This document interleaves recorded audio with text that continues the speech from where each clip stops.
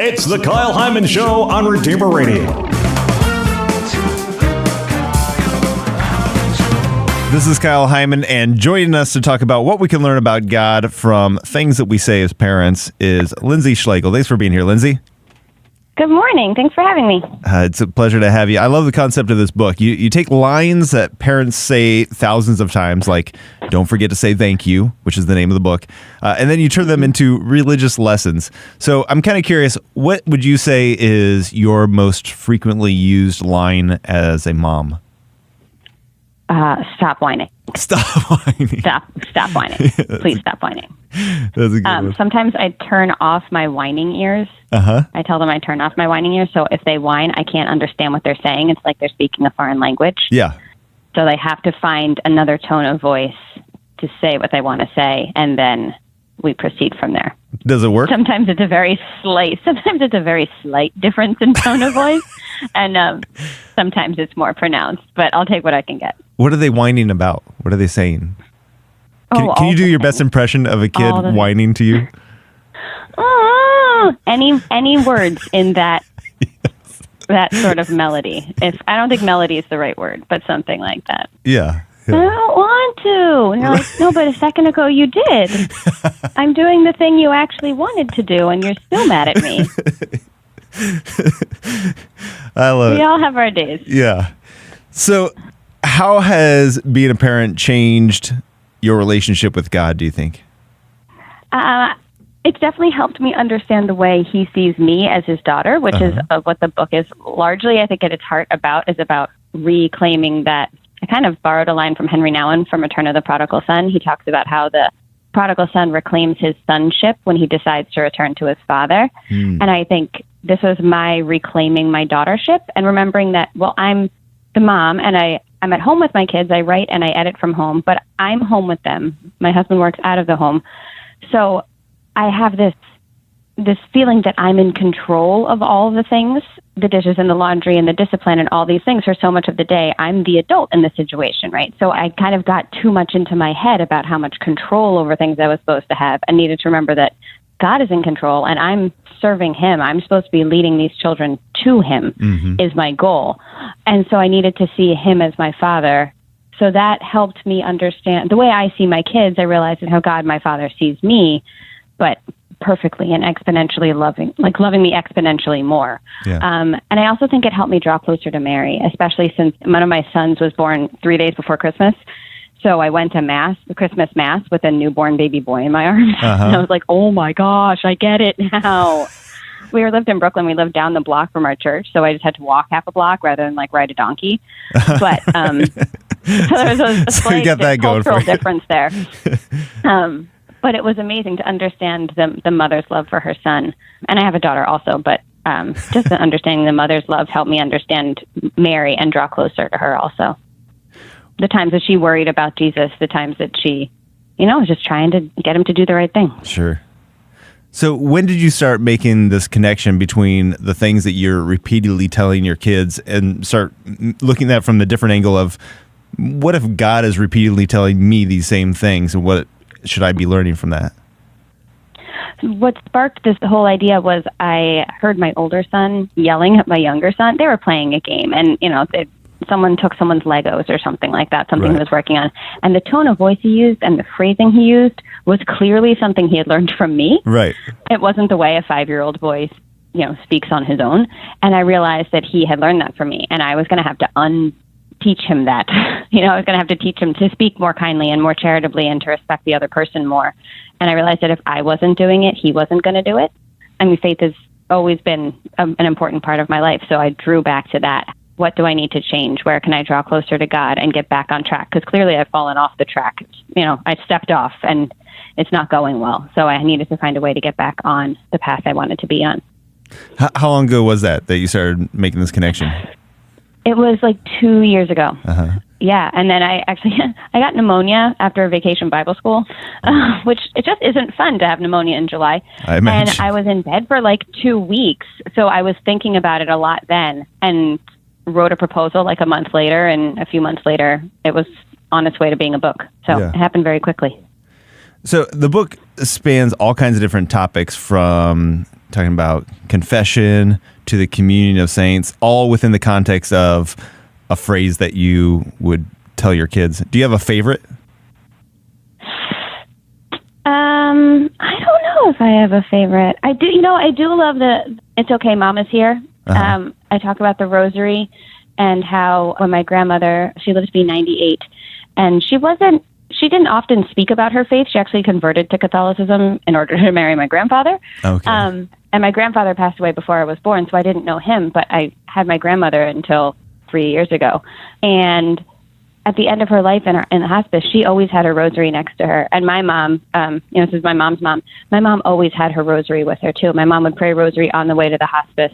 And my grandma, she'd have her water cup and her glasses and her rosary next to her all the time. And it was just this kind of silent witness of, we weren't praying it together. We weren't really talking about faith too much, a little bit, but it was just such a witness to me that these two women who were my mothers were drawing close to their mother in this time when they really needed comfort and they needed hope and they needed peace.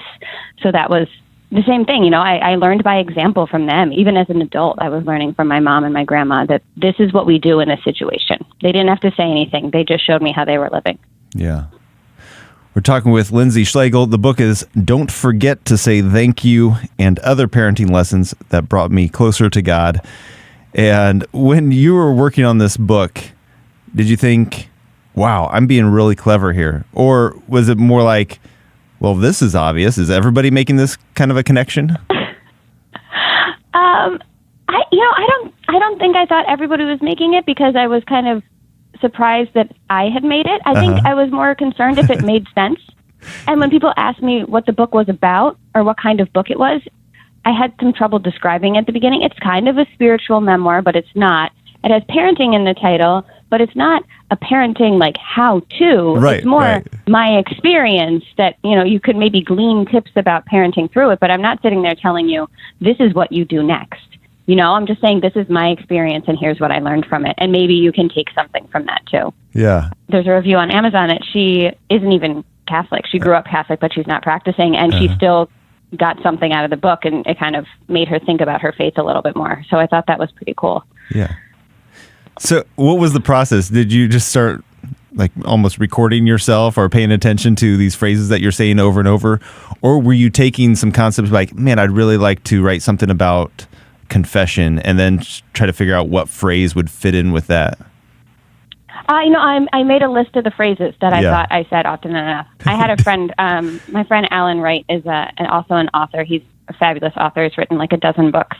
And he looked at the first proposal I had where I had, I think, 10 phrases. And he said, try to get it up to 15 so you have, a long enough book to be published. And it started with the phrases. I thought of the things that I say all the time, over and over again. And I knew I wanted the sacraments to be in there, and Mary and the saints.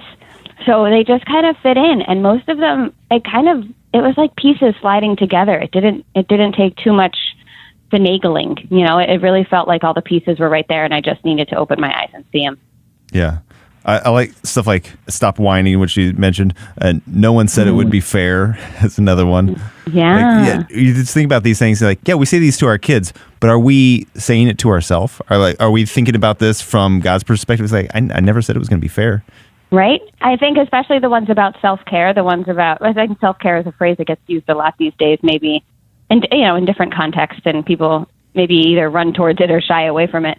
But the chapters about going to bed and eating your dinner, God wants us to take care of our bodies so that we can serve him well, just like we want our kids to, not eat a ton of sugar at night so they're not ridiculous the next day. There's the same things. Even as adults, we're still children of God. We're still his daughters and his sons, and he wants to take care of us in order that we can serve him and love him and love others the best we can. Yeah, and sometimes I think we take these concepts that are these maybe deeper spiritual concepts, and we're trying to make it a kid-friendly concept. But sometimes, just like life is not fair, like that's just a concept that any age, like we will struggle with that. And at some point, we just kind of have to trust that things are going to work out. Do you think that some of these concepts that we don't really understand as kids, and maybe we can more appreciate them as adults, but even sometimes we don't fully appreciate them until we're parents and we have that kind of father-son or mother-child relationship?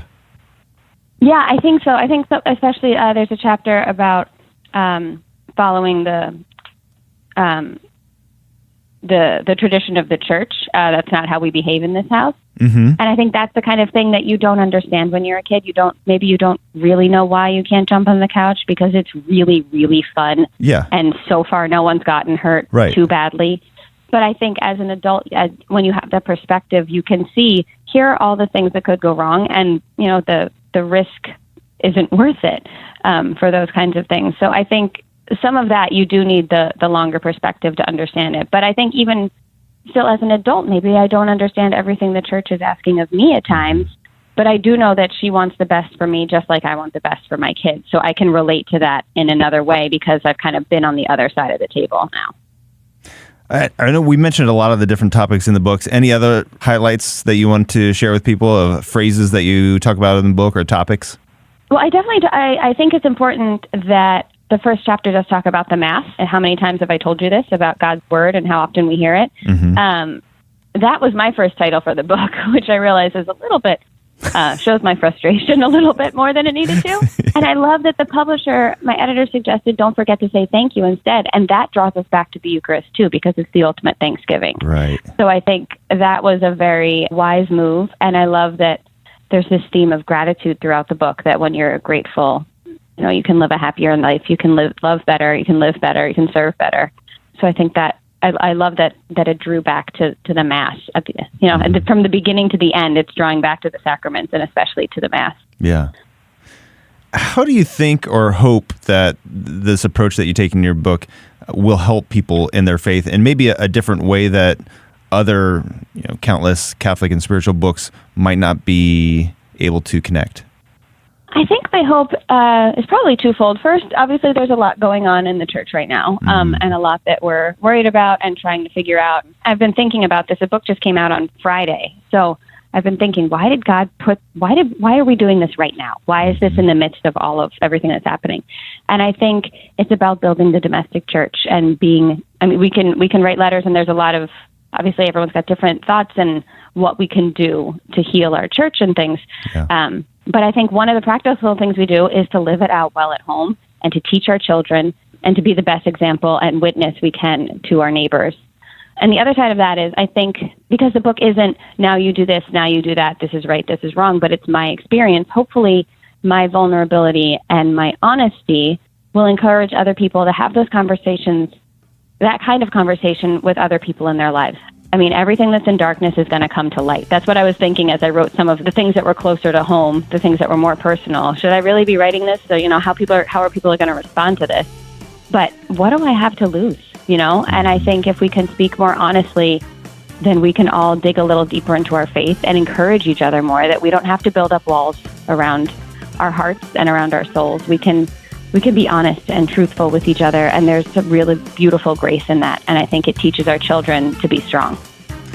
All right. Well, again, the book is called Don't Forget to Say Thank You and Other Parenting Lessons That Brought Me Closer to God. It's available from Ave Maria Press, also available on Amazon, wherever you get books. Just check it out. Don't forget to say thank you. Thank you so much, Lindsay Schlegel, for joining us today and sharing this with us. I really enjoy it. It's a good one. Thank you so much.